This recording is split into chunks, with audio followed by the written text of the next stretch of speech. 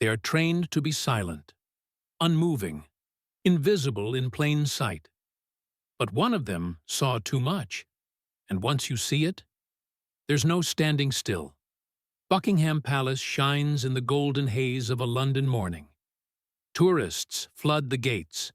Children wave plastic flags. But behind the ceremonial pageantry, Sergeant Nathan Ellis, 38, stands silent, observant, calculating. 15 years of Royal Guard service has taught him discipline, routine, and something more valuable than orders: how to listen when no one is speaking. The others call him the Hawk. He never twitches, never blinks. But this week, his stillness masks growing unease. Because what Nathan saw 3 nights ago still replays in his mind like a broken loop. It was just after 3 a.m. Nathan was assigned an overnight ceremonial post, a rare occurrence. Rain tapped the stones. Fog clung to the palace like a secret. From his vantage point near the Queen's Gallery, he noticed a light flickering in one of the supposedly sealed upper rooms. He squinted. A figure appeared at the window. Not a servant. Not a guard. A man in a tailored black suit, holding something long, metallic, almost like a rifle. Then the light cut, and in the distance, a muffled pop.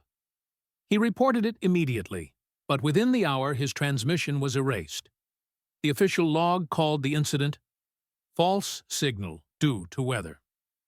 The next morning, Nathan is summoned to a routine debrief. But the officer present isn't military. He's civilian intelligence. No name badge, no formal greeting. "Did you see anything unusual last night, Sergeant Ellis?" I filed a report. "Yes, we read it. It's been resolved." Something in the man's tone says, "This is not your concern." Nathan returns to duty, but soon he sees the man from the window again. Not sneaking, not hiding. Wearing a palace-issued security badge, casually inspecting CCTV monitors. Nathan's blood goes cold. Something is deeply wrong. Nathan goes underground, figuratively and literally. During off hours, he digs through old paper logs, handwritten duty rosters from past years, and finds disturbing patterns. Officers who suddenly retired after similar incidents. Guard assignments that shift just before major security breaches. Room numbers listed that no longer exist on official blueprints. He traces all of it to a buried code name, Section Black, a classified internal unit whose purpose is redacted in every file. But one footnote remains.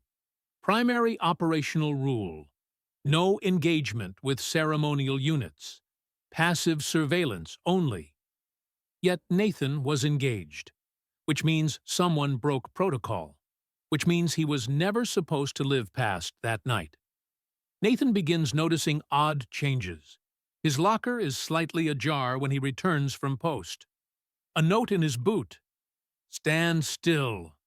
He's being followed off duty, always by the same unmarked car. Still, he keeps digging.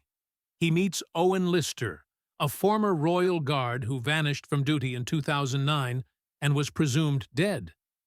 Except now, Owen lives quietly in Wales, under a new name. He tells Nathan, "They don't kill you. They erase you.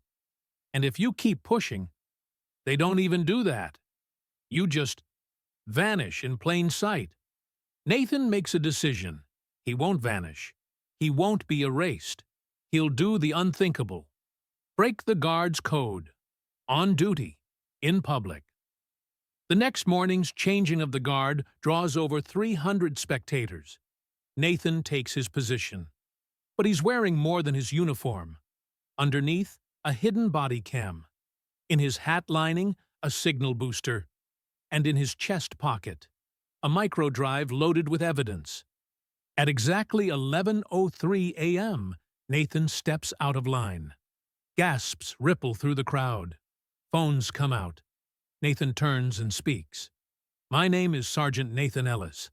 I've been a Royal Guard for 15 years, and today I break silence. Because silence is no longer loyalty. It's complicity.